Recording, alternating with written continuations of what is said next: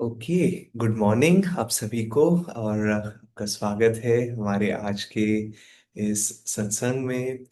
और आज का जो सत्संग है वो उसका जो टॉपिक है वो बहुत ही इंटरेस्टिंग है। और मैं जो टॉपिक जिस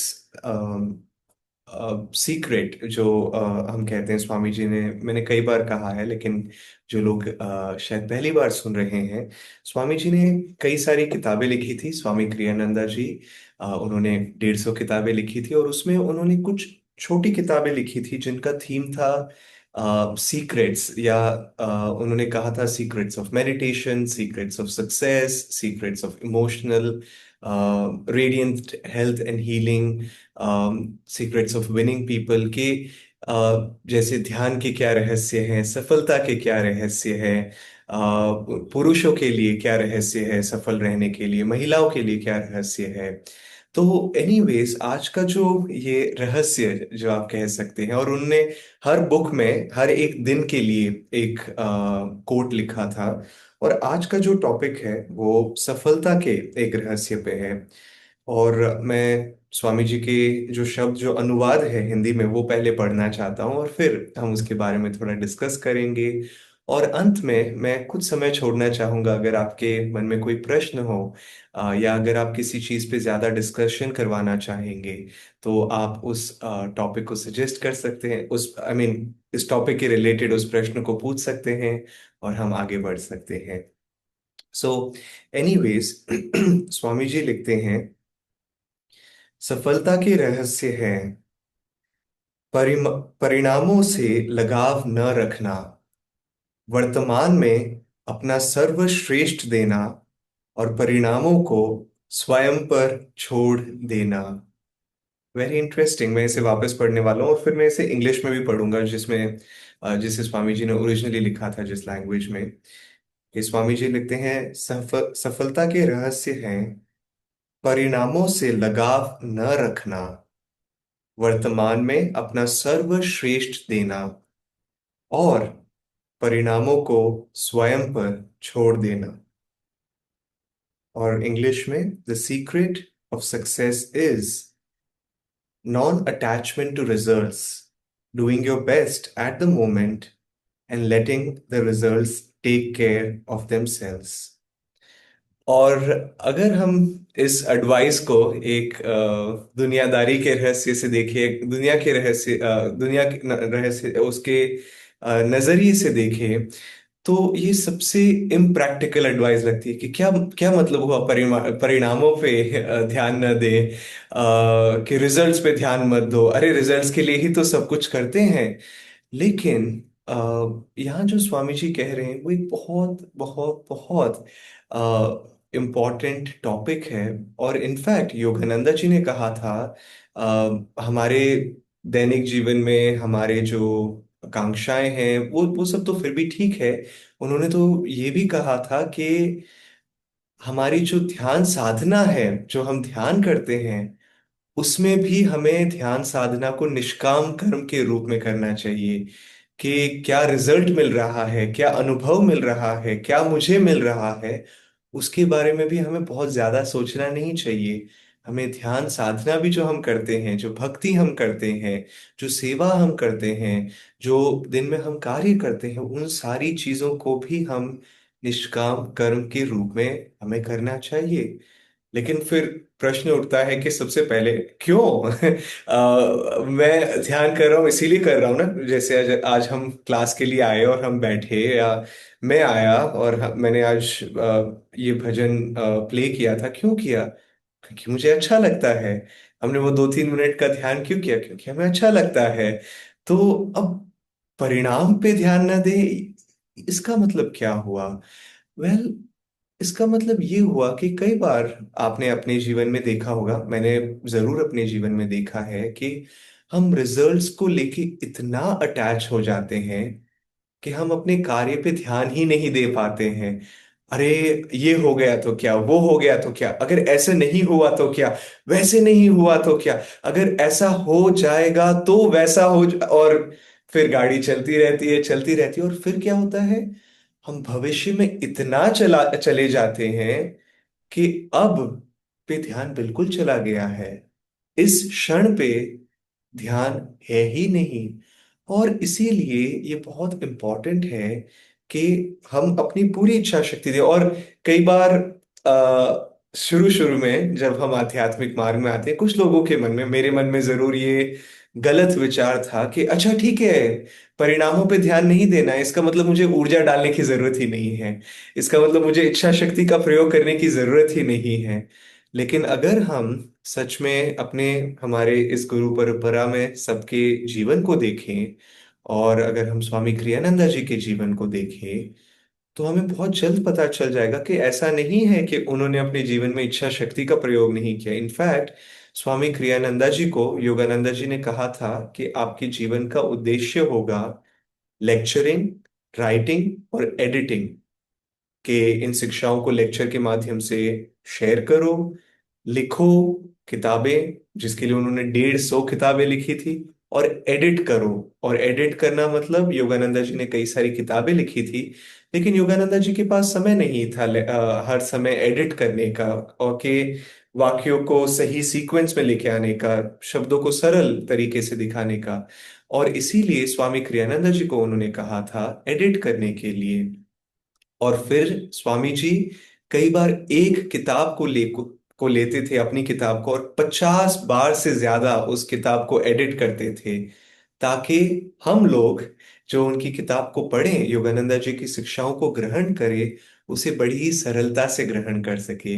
ऐसा ना हो कि ओ ठीक है। और कई बार जब हम किताबों को पढ़ते हैं, अलग अलग, और सिर्फ आध्यात्मिक किताबों की बात नहीं कर रहा हूं मैं, नॉर्मल किताबें भी जब हम पढ़ते हैं, तो जो लेखक होते हैं वो, जो आप कह सकते हैं कार्य जो है समझने का, वो जो व्यक्ति पढ़ रहा है उस पे छोड़ देते हैं। वो तो बस लिख के छोड़ देते हैं, लेकिन उसे सरल करना, उसे थोड़ा ऐसा रखना कि दुविधा ना आए समझने में, वो लेखक छोड़ देता है कि भैया जो पढ़ रहा है वो अपने आप समझ जाएगा। लेकिन स्वामी जी ने कहा कि शब्दों को, खासकर आध्यात्मिक शिक्षाओं जो इतनी सूक्ष्म है, उसे वो सरल और समझने लायक बनाने के लिए वो उसे बार बार बार बार उस उन शब्दों को पढ़ते थे, उस किताब को पढ़ते थे और एडिट करते थे, और फिर किताब को रिलीज करते थे। तो ऐसा नहीं था कि स्वामी जी ने बोला अच्छा हाँ ठीक है किताब एडिट हो जाएगी, या मैंने लिख दी है, अब लोगों के ऊपर है कि वो समझ ले। तो ये मैं इसीलिए बोल रहा हूँ कि कहीं हमारे मन में, जो मेरे मन में ये गलत विचार आया था जब मैं नया था, कि मेरा काम है सिर्फ ध्यान करना, बाकी चीजें तो ठीक है हो जाएगी, नहीं होगी क्या फर्क पड़ता है। नहीं, इनफैक्ट जो जिम्मेदारियां हमारे जीवन में हमें दी गई है, उसे हमें बखूबी निभाना चाहिए। लेकिन अगर उसका परिणाम हम गुरु के जीवन में दे दें, गुरु के हाथों में दे दें, तो हम देखेंगे कि हमारे जीवन में शायद हम चीजें वैसी ना हो जैसे हमने प्लानिंग की है, कि अच्छा हाँ मैंने ये सोच के रखा है कि ये ऐसे होगा, ये वैसे होगा, ये होना चाहिए, वो होना चाहिए। लेकिन अगर हम सच में उन परिणामों को गुरु और ईश्वर के हाथों में दे देते हैं, तो फिर हम पाएंगे कि चीजें और भी बेहतर होने लग जाती है। इनफैक्ट उससे बेहतर जितनी हमने सोची नहीं हो। मैं ऑलमोस्ट गारंटी के साथ कह सकता हूं, और अगर नहीं तो कुछ हद तक मैं कह सकता हूं, कि हम सब लोग शायद क्रिया योग के मार्ग की ओर, या ध्यान की ओर, या योगानंदा जी की शिक्षाओं की ओर, या किसी भी आध्यात्मिक शिक्षाओं की ओर आकर्षित शायद नहीं होते, खुद के प्लानिंग के साथ, कि ओ मैं प्लान करने वाला हूं कि मुझे ध्यान करना है, मैं प्लानिंग करने वाला हूं कि मैं एक योगी की आत्मकथा पढ़ने वाला हूं, या मैं क्रिया योग के मार्ग की ओर चलने वाला हूं। क्यों? क्योंकि जीवन में कुछ परिस्थितियां आई गुरु के आशीर्वाद के साथ, और फिर उन परिस्थितियों ने हमें यहाँ पे लाके खड़ा कर दिया है, जहाँ पे हम इन आध्यात्मिक शिक्षाओं की ओर आकर्षित हैं, इन्हें ग्रहण करना चाहते हैं, इनमें गहरा जाना चाहते हैं। तो उसी प्रकार हमें कैसे, मुझे नहीं पता था आज से 10 साल पहले कि मैं ये करने वाला हूँ, लेकिन वैसे ही शायद आपको नहीं पता है और मुझे नहीं पता है कि आज से 10 साल बाद या 5 साल बाद हम क्या करने वाले हैं। तो क्यों ना भविष्य की जिम्मेदारी, परिणाम की जिम्मेदारी, रिजल्ट्स की जिम्मेदारी ईश्वर को दी जाए। लेकिन जब हम कार्य कर रहे हैं, क्यों नहीं ईश्वर को कहें। और योगानंदा जी ये कहते थे, ये एक बहुत ही सुंदर प्रार्थना है जो हम सब इस प्रार्थना का प्रयोग कर सकते हैं। मैं पहले इसे इंग्लिश में कहने वाला हूँ और फिर इसका हिंदी में अनुवाद करूंगा। वो कहते थे, I will reason, I will act, I I will reason, I will act, but guide my reason, will, and activity in the right to the right thing in everything I do। कि मैं अपनी इच्छा शक्ति का प्रयोग करूंगा, मैं अपने तर्क का प्रयोग करूंगा, मैं कार्य भी करूंगा, लेकिन हर चीज में, मेरे इच्छा शक्ति के प्रयोग में, मेरे विचारों में, मेरे कार्य करने में, हर एक चीज में मेरा मार्गदर्शन करें। और ये हम हर चीज में अप्लाई कर सकते हैं कि आज मुझे घर में ये करना है, अच्छा गुरु जी मेरे साथ में ये करिए। ओ मुझे ऑफिस में आज इस मीटिंग में जाना है जो शायद मुझे पसंद हो ना पसंद हो, लोग कैसे रिस्पोंड करे ना करे। अ, ओ गुरु जी आप मेरी मदद कीजिए इस परिस्थिति में। और ये भी याद रखना बहुत जरूरी है, जैसे ये रीडिंग कह रही थी, ये कोट कह रहा था कि हम बस अपना बेस्ट करना चाहते हैं और परिणामों को ईश्वर पे छोड़ना चाहते हैं। और इस बेस्ट के करने का मतलब क्या है कि ये नहीं सोचना कि ओ मुझे तो काश मैं 4 घंटे ध्यान कर सकता, काश मैं ये कार्य अच्छे से कर सकता, काश मैं वो अच्छे से कर सकता। नहीं, मेरा बेस्ट आज के दिन में क्या है, जो परिस्थिति है उस परिस्थिति में मैं सबसे अच्छा कार्य क्या कर सकता हूँ। जैसे, और ये मैं क्यों कह रहा हूँ, ये शायद ये एक सुंदर कहानी इस पॉइंट को थोड़ी ज्यादा क्लियर करेगी। तो ये काफी सालों पहले की बात है, और नया स्वामी ज्योतिष जी और देवी जी, जो आनंद संघ के आध्यात्मिक निर्देशक हैं, ज्योतिष जी करीब 60 साल पहले स्वामी क्रियानंदा जी से मिले थे, और देवी जी करीब 55 साल से ज्यादा मिली थी। और वो जब स्वामी जी अपनी शरीर में थे, जब स्वामी जी जीवित भी थे शरीर में, मैं ये नहीं कहूंगा कि जीवित भी थे, वो आज भी जीवित हैं अगर हम सच में उनसे प्रेरणा लेना चाहें तो। लेकिन जब स्वामी जी शरीर में थे तब भी ज्योतिष और देवी जी आनंद संघ की बहुत सारी जिम्मेदारियां निभा रहे थे। उनका वो कर्तव्य था, उनका उनके ऊपर वो जिम्मेदारी थी आनंद संघ के अलग अलग कार्यों को का निर्देशन करना। तो एनीवेज, एक समय ऐसे आया जब कुछ दो व्यक्ति थे, या शायद एक, मुझे लगता है दो व्यक्ति थे जो ज्योतिषवर देवी जी से बहुत नाखुश थे उनके कार्यों को लेके कि अरे वो ऐसे क्यों कर रहे हैं, वैसे क्यों नहीं, ऐसे करना चाहिए, उन्हें वैसे करना चाहिए।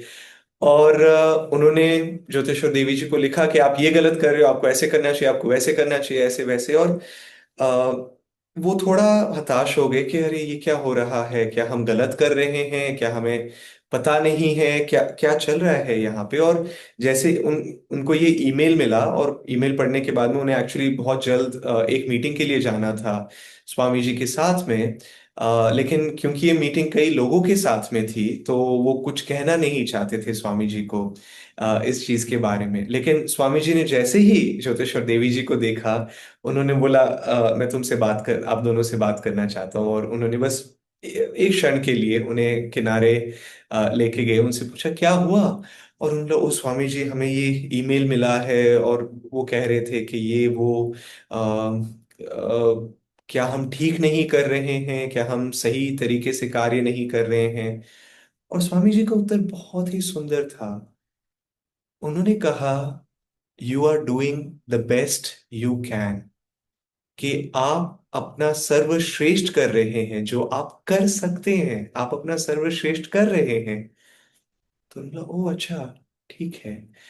फिर ऑफ कोर्स फिर मन में ये प्रश्न आता है कि क्या इसका मतलब ये है कि जिन्होंने हमें लिखा वो गलत है, कि बड़ी स्वाभाविक सी बात है ना कि अच्छा ठीक है, मैं अगर अपना बेस्ट कर रहा हूं तो उसका मतलब सामने वाला गलत होगा। तो उन्होंने पूछा क्या उनका फिर नजरिया गलत है। और स्वामी जी ने कहा, और वो भी अपना सर्वश्रेष्ठ कर रहे हैं जैसे वो कर सकते हैं।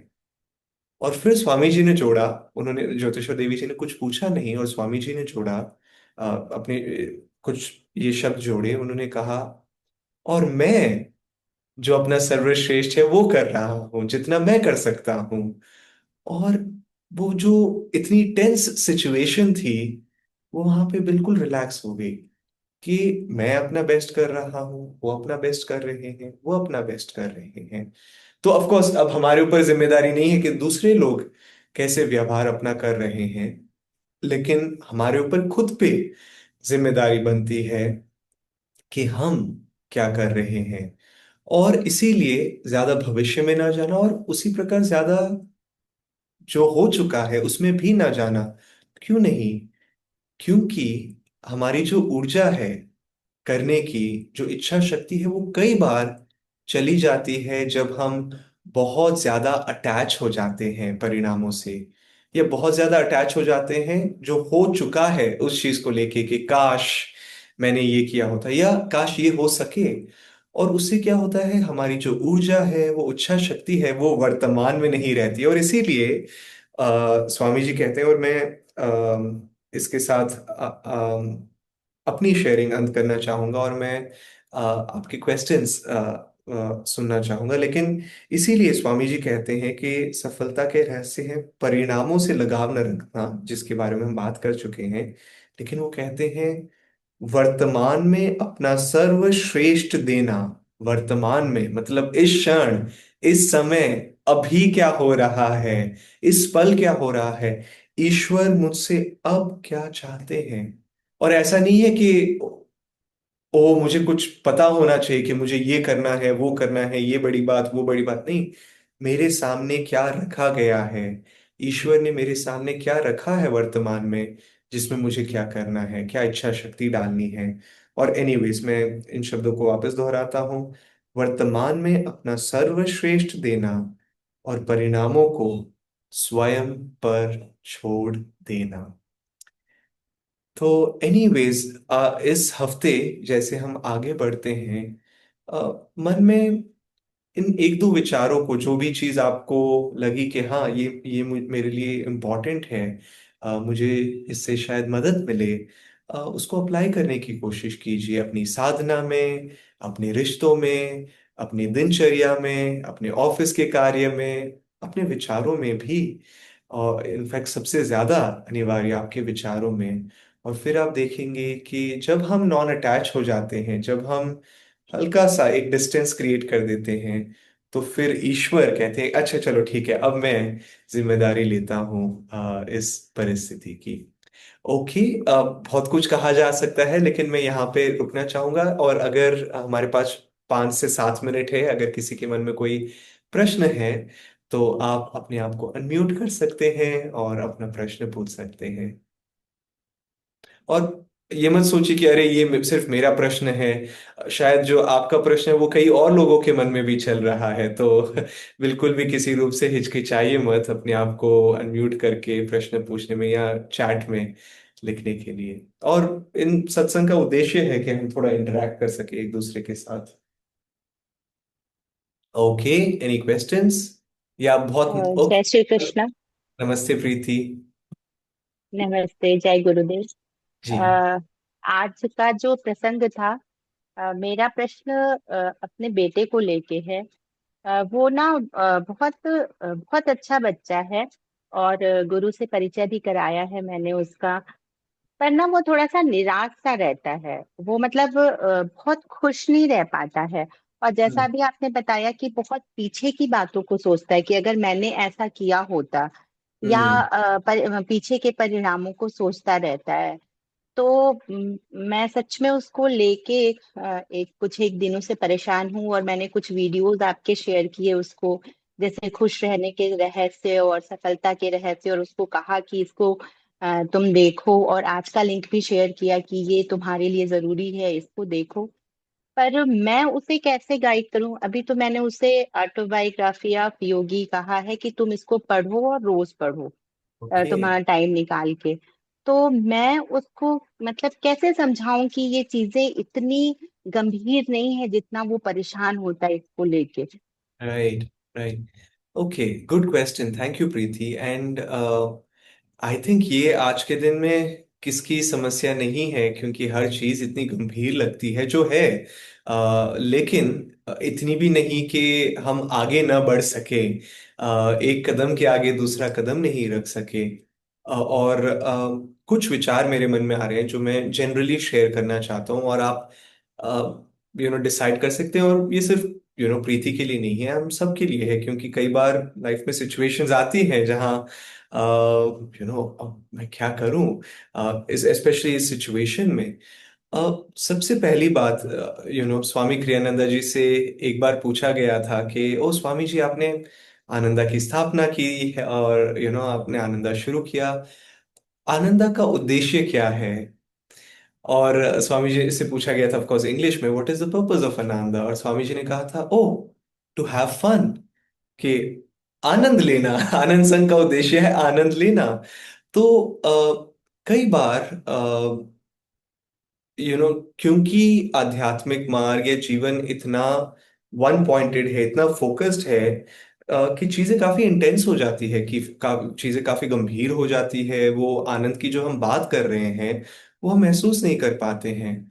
और इसीलिए इनफैक्ट योगानंदा जी कहते थे कि दिन में कम से कम, जैसे आई थिंक वो कहते थे कि एक चुटकुला सुनो, या पढ़ो, या देखो, या बात करो। एंड वो कहते थे कि लाफ्टर बहुत इंपॉर्टेंट है, हंसना बहुत जरूरी है। तो वो कहते थे एक चुटकुला दिन में कम से कम एक सुनो। और यहाँ पे एक अवतार चुटकुले के बारे में, ह्यूमर के बारे में बात कर रहे हैं, वेरी इंटरेस्टिंग। हाँ, दूसरी चीज कि हाँ, सीरियस चीजें करना जरूरी है, लेकिन कई बार ये भी बहुत जरूरी हो जाता है कि हम कुछ चीजों को करें जो बहुत रिलैक्स्ड हो, और जिसका कोई कुछ देना नहीं हो, लेकिन हम बस एंजॉय कर रहे हैं। जैसे कि क्या? फॉर एग्जाम्पल, शायद कोई कॉमेडी मूवी देखना, शायद कोई कॉमेडी एपिसोड देखना, शायद अगर हमें कोई नेचर में वॉक करना पसंद है, तो बस आराम से नेचर में वॉक करना, पक्षियों को देखना, उनकी आवाजों को सुनना, उसको एंजॉय करना, सुबह के सूर्य उदय को देखना या सूर्य अस्त को देखना और उसका आनंद लेना। क्योंकि कई बार हम चीजों को इतना बड़ा कर देते हैं कि छोटी छोटी चीजों को का भी हम आनंद नहीं ले पाते हैं। और इसीलिए ये हमारा उद्देश्य होता है एक दूसरे के लिए, कि हम एक दूसरे की मदद करें, अपने रिश्तों में, अपने जिस खासकर क्लोज रिश्तों में। क्योंकि चीजें जब इंटेंस हो जाती है तो थोड़ा बस रिलैक्स करने की जरूरत है। फॉर एग्जाम्पल, मैं बहुत ट्रैवल करता हूँ, बहुत सारे सत्संग्स होते हैं, बहुत सारी मीटिंग्स होती है। चीजें काफी बार बस सुबह 8 बजे 7 बजे शुरू होती है मीटिंग्स के साथ, और रात को 10 बजे तक चलती रहती है, बस एक के बाद दूसरा। और अगर मैं बीच बीच में थोड़ा आनंद, एंजॉयमेंट नहीं लेके आऊं, आप सुबह मुझे सत्संग में देखोगे, तो हमें नॉन अटैच रहना चाहिए, क्योंकि नॉन अटैच रहना जरूरी है, क्योंकि गुरु जी ने कहा था। अरे, इसमें आनंद कहाँ है? इसमें लाइटनेस कहाँ है? तो और वो लाइटनेस बहुत जरूरी है हमारे जीवन में। इनफैक्ट कई बार जब मैं अपने गुरु भाइयों से मिलता हूँ, जिनके साथ मेरी सेवा हो रही होती है, और कई बार जब हम सेवा कर रहे होते हैं, हम कहते हैं कि कुछ कुछ ज्यादा ही इंटेंस हो रहा है, एक पॉज लेते हैं, एक क्षण के लिए रुकते हैं, और शायद कुछ ऐसी बातें करते हैं जिसमें हमें आनंद आए। या शायद एक वॉक पे चलते हैं, टहलने के लिए चलते हैं, या व्हाट, कोई एक छोटा सा गेम खेलते हैं, जो हमें मदद करे। शायद एक बोर्ड गेम हो, या कोई भी, ऐसा नहीं है कि गेम खेलना खराब है या जो भी है, थोड़ा बहुत वो भी ग्रुप में एक्टिविटी में रहना वो बहुत हेल्प करता है। और मैं दो अब प्रैक्टिकल सजेशंस और देना चाहता हूँ। अगर हम कभी भी अपने आप को पाएं जहां हमारा दिमाग चल रहा है एक एंगल में, और हम उस विचारधारा से निकल नहीं पा रहे हैं, तो दो चीजें बहुत हेल्प करती है। एक है संगीत। संगीत भजन के रूप में हो सकता है। संगीत, स्वामी क्रियानंदा जी ने सिर्फ भजन नहीं लिखे थे, उन्होंने बहुत सारे संगीत के टुकड़े लिखे थे, इंस्ट्रूमेंटल हमारे। और अब मैं बच्चों के लिए बोल रहा हूँ, शायद हर कोई, हर एक का अलग अलग झुकाव होता है।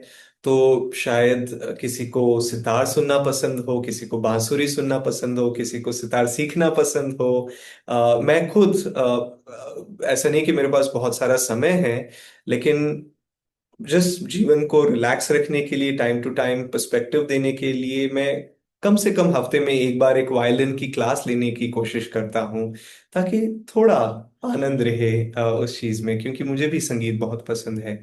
तो पहला सजेशन था संगीत। और दूसरा सजेशन जो मैं कहना चाहूंगा वो है अभिपुष्टियां, एफर्मेशंस। कि हम कोई भी योगानंदा जी की कोई भी एक अभिपुष्टि लें और उसे बार बार रिपीट करें। आनंद को लेके, सफलता को लेके, खुश रहने को लेके। और फिर क्या होता है, जो हमारा दिमाग क्या है, एक एक पुराने ग्रामोफोन की तरह है, वो एक ही टेप पे चल रहा है, हमारा जो मन है। और हम उस जो वायर को है उसको उस वायरिंग को हम बदल रहे हैं अभिपुष्टियों के द्वारा, एफर्मेशंस के द्वारा। और फिर क्या होने लगता है कि धीरे, थोड़ा बहुत समय लगता है, लेकिन धीरे धीरे धीरे धीरे वो जो पैटर्न है सोचने का, वो फिर धीरे धीरे प्रॉब्लम्स के बारे में नहीं सोचता है, वो सोचता है कि अरे, मैं क्या कर सकता हूँ इस परिस्थिति में, मैं क्या सुधार लेके आ सकता हूँ, मैं क्या परिवर्तन लेके आ सकता हूँ, ये सोचने के बजाय कि ओह, ये है, ये ठीक नहीं है, वो ठीक नहीं है। सो एनीवेज, ये कुछ सिंपल से सजेशंस। रिलैक्स, आनंद में रहो कुछ। हाँ, आध्यात्मिक मार्ग बहुत सीरियस है। आई मीन स्वामी जी कभी कभी इतनी सारी चीजें चल रही है, और वो कभी, स्वामी क्रियानंद जी कभी कभी कहते थे कि चलो ठीक है, आज शाम को हम ये मूवी एक देखेंगे। और उनका उनका टेस्ट बहुत रिफाइंड था। वो ऐसी वैसी मूवी नहीं देखते थे, लेकिन कभी कभी वो सब लोगों को इनवाइट करते थे और वो बोलते थे अच्छा चलो ठीक है, ये एक मूवी देख, ये एक और वो एक मूवी देखते थे, बैम्बी, BAMBI, जो एक एनिमेटेड मूवी है, जिसमें और वो करीब 20 30 40 बार उस मूवी को देख चुके होंगे, लेकिन फिर भी एकदम ऐसे एक्साइटेड होके लोगों को बुलाते थे कि चलो आज मूवी देखते हैं। और फिर हम बैम्बी एक कार्टून एनिमेटेड मूवी है, जो बच्चों की मूवी है, लेकिन फिर भी वो बड़े ही आनंद के साथ में कई लोगों के साथ बैठ के रिलैक्स होके देखते थे। तो वो एक एंगल याद रखना जरूरी है कि हमें एंजॉय भी करना है, कि इतना सीरियस नहीं हो जाए जैसे। और मैं आज के सत्संग को इसके साथ एंड करूंगा कि हम इतना सीरियस नहीं हो जाए कि हम आनंद लेना भूल जाएं, क्योंकि आनंद ही तो उद्देश्य है। और जैसे श्री युक्तेश्वर जी ने कहा था ऑटोबायोग्राफी ऑफ अ योगी में, a sad saint is a sad saint indeed, कि एक दुखी संत दुखी है सच में। और हम दुखी नहीं रहना चाहते, हम आनंद की ओर जाना चाहते हैं। Okay. So thank you so much Preeti, ये क्वेश्चन पूछने के लिए। और प्लीज एक दो चीजें, क्योंकि बहुत सारी चीजें शेयर हुई है, तो ऐसा नहीं है कि हर चीज को तुरंत अप्लाई किया जा सके, लेकिन एक दो चीज जो आपको लगी कि हाँ मुझे ये अच्छा लगा, तो उसमें से एक या दो चीज लें और उसे इस हफ्ते, अगले हफ्ते तक अप्लाई करने का प्रयास करें। ओके। धन्यवाद, नमस्ते, और ओम गुरु। बाय।